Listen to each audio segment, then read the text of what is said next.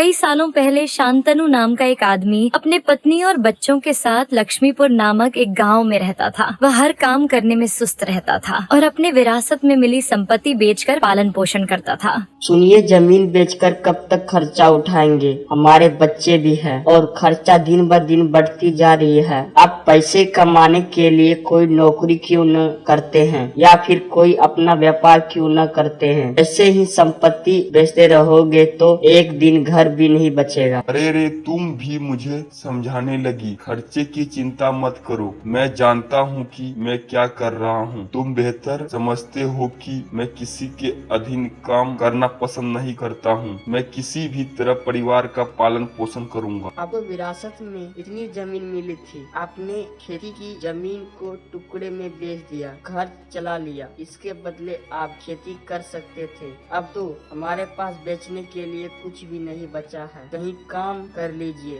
परिवार का देखभाल कीजिए। मुझे तो चिंता हो रही है, हमारा क्या होगा? अरे हाँ, मैं समझ गया। मैं किसी भी कीमत पर परिवार का ध्यान रखूंगा और इस घर को नहीं बेचूंगा। अब मुझे ज्ञान देना बंद करो। शांतनु को अपने पत्नी पर गुस्सा आया, लेकिन वह व्यस्त नहीं करता या उसे यह कहकर शांत कर देता है कि वह काम नहीं करेगा, ना ही करना चाहता है। इसके बजाय वह पैसे कमाने का विभिन्न तरीकों पर विचार करता है और अंत में एक निर्णय लेता है। अगले दिन गांव के अलग अलग जमींदार से मिलने जाता है। क्या खबर है शांतनु? इतनी जलती धूप में आ गया, तुम्हें देखकर तो मैं हैरान हो गया। मजाक बंद करिए जमींदार जी, आपसे कुछ मदद चाहिए, इसीलिए मैं आपसे मिलने के लिए आया। इसके अलावा और कोई कारण नहीं है। यह बात सच है कि आप बिना सौदे के बाहर नहीं आते हैं, क्योंकि आप विरासत में मिली संपत्ति से पूरा पैसा उड़ा देते हैं। मेरे सबर की परीक्षा मत लीजिए सोनेलाल, सिर्फ मैं सौदा करने के लिए आया हूँ और कुछ नहीं। यह सौदा, यह क्या है और मैं आपकी क्या मदद कर सकता हूँ? मैं समझा नहीं। मुझे अपना व्यापार करने के लिए कुछ रुपये की आवश्यकता है। सच में खेती करने की वजह अपने खेती की जमीन बेच दी और मुझे आश्चर्य है कि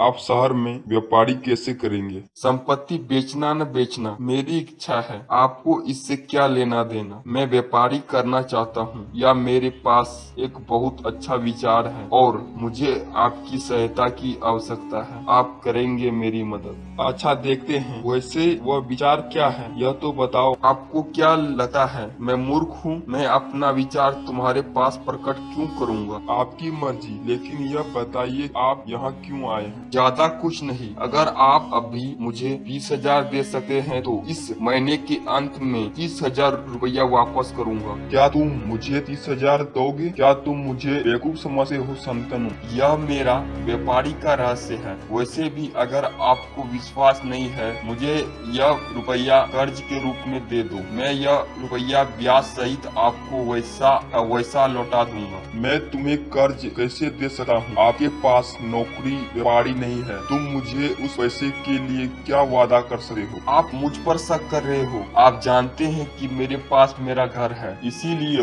उस घर को आप मुझे वादे के रूप में ले सकते हो और एक समझौता लिखा ले तो आप भी सुरक्षित महसूस करेंगे। शांतनु के शब्दों ने सुनोलाल को राहत दी, क्योंकि उसे पता था कि ब्याज के रूप में रुपया उधार देना, वह भी ब्याज और सही दस्तावेज के साथ के लिए मुनाफा का सौदा है। ठीक है, मैं आपको रुपया उधार दूंगा, लेकिन एक शर्त पर। 1,000 का 2 ब्याज लूंगा। आपके बिना असफल हुए ब्याज का भुगतान करना होगा। बिल्कुल, मैं आपके सारे रुपये समय पर चुका दूंगा। ठीक है, यह रहा रुपया। सोनेलाल पेपर पर सारी बातें लिखकर ब्याज के लिए रुपया उधार दे देता है। शांतनु खुशी खुशी वहाँ से चला गया। शांतनु उसी तरीके से गांव के सभी जमींदार को एक एक कहानी सुनाकर उनसे बहुत सारा रुपया इकट्ठा करता है और सभी में अधिक पैसे कमाने की आशा की किरण पैदा करता है। दिन के अंत में वह अपने घर लौटा है और अपने पत्नी रीना से जाकर कहता है, तुम हमेशा मुझे आलसी होने की ताना मारते हो, लेकिन देखो अब मेरे पास कितना रुपया है। अरे इतने सारे रुपये आपके पास कहाँ से आया? कौन देगा मुझे? मैं इस रुपये को अपने बुद्धिमानी और चतुराई से पाया है। क्या तुम्हें मुझ पर भरोसा नहीं है? मैं जानता हूँ कि आप इतने होशियार नहीं हो। सच सच बताओ, आपने कौन सी चाल चली है? मैं गांव के सभी जमींदारों से कहा है कि मुझे व्यापारी के लिए रुपये की आवश्यकता है, तो उन सब ने मुझे ब्याज के रूप में रुपये उधार दिया है। क्या तुमने घर गिरवी पर रख दिया? हे भगवान! नहीं, एक से लिया तो गिरवी रखा, लेकिन मैंने 5 लोगों से रुपया उधार लिया है। समझ में आया तुम्हें क्या मतलब हुआ? इसका मतलब आपने उन जमींदारों को धोखा दिया। नहीं, मेरे पास एक तरीका है। मैं अपने पास के गांव में 5 रुपये प्रति के कारोबार करूंगा। हम 3% का हिस्सा लेंगे और उन जमींदारों से उधार लिया हुआ रुपया हम उन्हें चुका देंगे। तुम समझ रही हो? यह क्या कर रहे हो? उसके गांव में व्यापार करेंगे? क्या आपको लगता है यह संभव है? उन सभी लोगों को रुपया कैसे कैसे लौटाएंगे? अभी हमारे पास घर तो है, लगता है यह घर भी बिक जाएगा। मुझे पता है कि मुझे क्या करना है। मुझे सुझाव मत दो। मैं पास के गांव में जाकर अपने मित्र से मिलूंगा। छोड़ो, जाने दो, मैं जो करना है करो। अगले दिन शांतनु पड़ोस के गांव जाने लगता है। वो एक जंगल से गुजर रहा होता है। तब अपने रास्ते में एक गुरुजी को देखता है जो एक पेड़ के नीचे तपस्या कर रहे थे। वह गुरुजी के सामने शेर को देखते हैं। गुरुजी को तपस्या भंग करने की कोशिश करने लगता है। गुरुजी कृपया करके आँख खोलिए। ऐसा कहते हुए शांतनु ने शेर को दूसरे दिशा में भगा दिया। उसकी आवाज सुनकर गुरुजी ने अपनी आंखें खोली और उसे वहाँ देखकर चौंक गए। तुम कौन हो वंश? तुम क्यों चिल्ला रहे थे और तुमने मेरा तपस्या क्यों भंग किया? मेरा नाम शांतनु है और मैं लक्ष्मीपुर में रहता हूँ। मैं पूर्णिया जा रहा था। मैं आपके सामने एक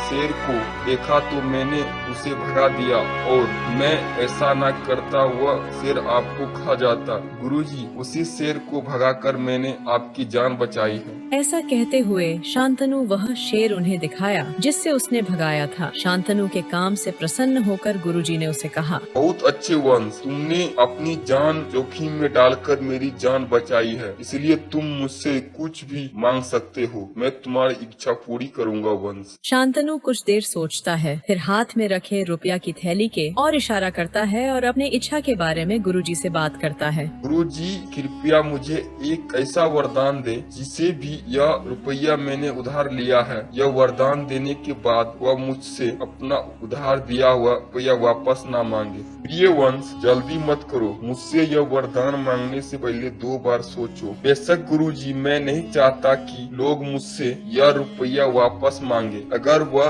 रुपया नहीं मांगेगा तो मैं अपना व्यापार कर पाऊंगा और अन्य घर बना पाऊंगा। कुछ खेती की जमीन खरीदने के बाद अपनी पत्नी के लिए गहने और अन्य संपत्ति भी खरीद पाऊंगा, और थोड़ी सी समय के भीतर पूरे मुनाफे के साथ गांव का सबसे अमीर आदमी बन पाऊंगा और एक सफल व्यक्ति भी। गुरुजी, मेरे आपसे विनती है कि कृपया करके वह वरदान दे दीजिए। ठीक है, जैसे तुम चाहो। जिन लोगों ने आपको रुपये उधार दिया है, जब तक जीवित रहेगा आपसे वापस लौटाने के लिए नहीं कहेंगे। गुरुजी, आपका बहुत बहुत धन्यवाद। मैं हमेशा के लिए आपका आभारी बना रहूंगा। अब तुम जा सकते हो वंश। गुरुजी से विदा लेने के बाद शांतनु वरदान को लेकर काफी खुशी था और पास के गांव में अपने दोस्त विशाल से मिलने उसके घर जाता है।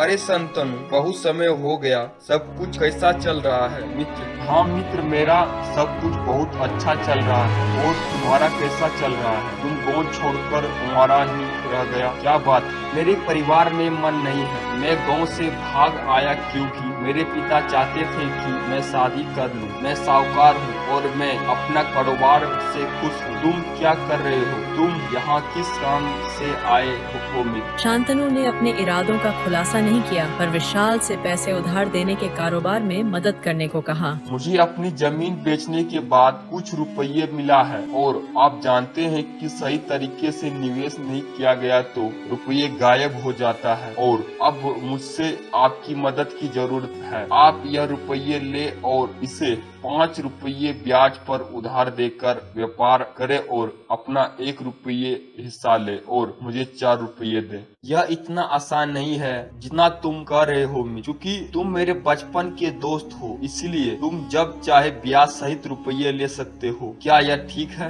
हाँ हाँ, क्यों नहीं, जरूर। पर क्या किसी दस्तावेज पर आप यह सब नहीं लिखेंगे? क्या संतोनु, तुम मुझ पर भरोसा नहीं करते हो? ठीक है, फिर इस रुपये को अपने पास ही रख लो। अगर कोई दस्तावेज की आवश्यकता है तो ठीक। अरे ठीक है, यह रुपया ले जाओ और अपने पास रख लो। मुझे जब जरूरत होगा मैं तुमसे ले लूंगा। ठीक है, फिर मिलते हैं। इस तरह शांतनु विशाल को सारे रुपया दे देता है और खुशी खुशी घर लौट आता है। वह सारे घटना अपनी पत्नी को बताता है।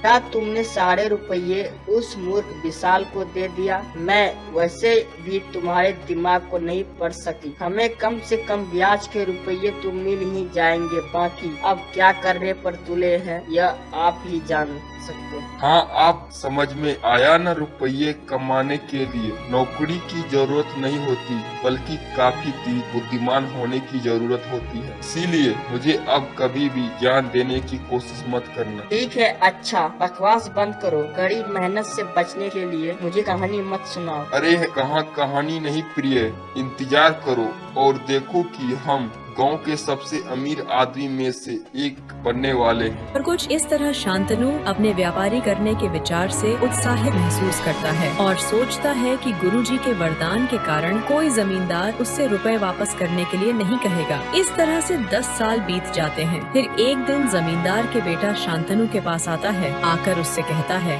सुनो शांतनु, तुमने 10 साल पहले मेरे पिता से रुपये लिया था और ब्याज भी नहीं दिया है। कृपया करके मेरे रुपये लौटा दो। उसकी बात सुनकर शांतनु सोचने लगा, प्रीतम को उस कर्ज के बारे में कैसे पता चला, जबकि उसके पिता ने एक बार भी उसे नहीं कहा था। वह गुरुजी के वरदान पर विचार करते हुए सोचता है और उससे पूछता है, क्या मैं तुम्हारे पिता से रुपये कब लिया तुम्हें कैसे मालूम? क्या तुम्हारे पास कोई सबूत है? और अगर कोई सबूत है तो बताओ। शांतनु ने प्रीतम को झांसा देने की खूब कोशिश की, पर तुरंत प्रीतम ने उसे वह दस्तावेज दिखाए जो वह अपने साथ लाया था। हाँ देखो, तुम्हारे द्वारा सिग्नेचर किया हुआ दस्तावेज। अब झूठ मत बोलो और मेरे सारा रुपया 1 हफ्ते के अंदर मुझे वापस कर दो, वरना मैं तुम्हारा घर पर कब्जा कर लूंगा। शांतनु को कड़ी आवाज में चेतावनी देते हुए प्रीतम वहाँ से चला जाता है। शांतनु इन सभी घटनाओं से हैरान है, क्योंकि सभी जमींदारों के बेटे घर आए और शांतनु को 1 हफ्ते के अंदर कर्ज चुकाने की चेतावनी देकर चले गए। यह सब देकर उनकी बातचीत सुनकर रीना अपने पति के पास आकर उससे कहा, क्या हुआ? आपने मेरी बात नहीं मानी। यह आपकी मूर्खता का ही परिणाम है। अगर आप मेहनत करते तो ऐसा नहीं होता। अब आपके लिए वह रुपये ब्याज सही चुकाना पड़ेगा। अगर आप पहले मेरा बात मान लेते तो घर नीलाम करने की नौबत नहीं आती। आपने ऐसा क्यों किया? हम अपने छोटे छोटे बच्चे को लेकर कहाँ जाएंगे? हे भगवान, अब हम क्या करेंगे? रुक जाओ, मैं जानता हूँ कि मुझे क्या करना है। मैं विशाल से अपना सारा रुपया वापस लूंगा। मैं जो उसे दिया था मुझे उसका 4 गुना मिलेगा। मैं जाकर उससे लूंगा और सारा कर्ज चुका दूंगा। तुम बिल्कुल भी चिंता मत करो। इतना कहने के बाद वह तुरंत अपने दोस्त विशाल के घर के लिए रवाना हो जाता है, पर वहाँ पहुँचकर उसके घर को बंद पाता है। फिर वह विशाल के पड़ोसियों से विशाल के बारे में पूछता है, भाई क्या मैं आपसे कुछ पूछ सकता हूँ? क्या आप बता सकते हैं कि विशाल साहूकार का घर कहाँ है? और क्यों? क्या तुमने उसे रुपया उधार दिया है? हाँ बिल्कुल, पर वो है कहाँ? साहूकार के अंधे में मदद के लिए कई लोग उसके घर पर आए। विशाल ने तुम जैसे लोगों से रुपये वसूली और रातों रात गायब हो गया। कोई आश्चर्य नहीं कि आप पड़ोसी में से एक हैं। मैं अब जैसे लोगों को जवाब देते देते थक गया हूँ। अब तुम यहाँ से जा सकते हो। श्यामलाल का जवाब सुनकर शांतनु चौंक जाता है और वरदान देने वाले गुरुजी पर क्रोधित हो जाता है। वह बहुत ही गुस्से में आकर गुरुजी से नतीजे के बारे में सवाल पूछने उनके पास आता है। गुरुजी ध्यान बंद होकर उसकी तरफ देखा है और उससे पूछते हैं, आओ प्यारे शांतनु, बहुत दिन बाद दिखाई दे रहे हो। क्या हुआ? क्या तुम्हें कोई समस्या है? अपने कहा था कि आपने मुझे वरदान दिया था क्योंकि मैं आपकी जान बचाई थी, लेकिन आपने मुझे धोखा क्यों दिया? क्या बोल रहे हो? मैं तुम्हें कैसे धोखा दिया? वंश शांतनु पिछले 10 साल में हुए सारी घटना गुरुजी को बताता है और गुस्से में खड़ी कोठी सुनाता है। उसकी बात सुनकर गुरुजी मुस्कुरा है और उसे कहते हैं, प्रिय वंश, कृपया याद करें कि आपने मुझे उस दिन क्या पूछा था। क्यों नहीं? मुझे याद है कि मैंने कहा था कि जिस व्यक्ति ने रुपये उधार दिया है वह मुझसे रुपया वापस न मांगे। और यही कारण है कि उन जमींदारों ने जब तक जीवित रहा तुमसे नहीं पूछा। तुम्हारा वरदान पूरा हो गया, लेकिन उस रुपये पर उसके वारिस का अधिकार है, इसीलिए उन्होंने कर्ज वापस मांग लिया। तुम्हें कहना था लोग आकर वापस नहीं मांगे, बल्कि आपको मांगना चाहिए था कि कोई भी कर्ज नहीं होना चाहिए। तो इस हिसाब से मैं तुम्हें कोई भी धोखा नहीं दिया। गुरुजी, मैं इस बात पर ध्यान नहीं दे पाया, लेकिन मेरे मित्र ने जब मैंने उसे पर भरोसा किया तो मुझे धोखा दिया। अब मुझे बताइए गुरुजी, क्या यह उचित है? संतनु, क्या तुम न्याय की बात कर रहे हो? क्या यह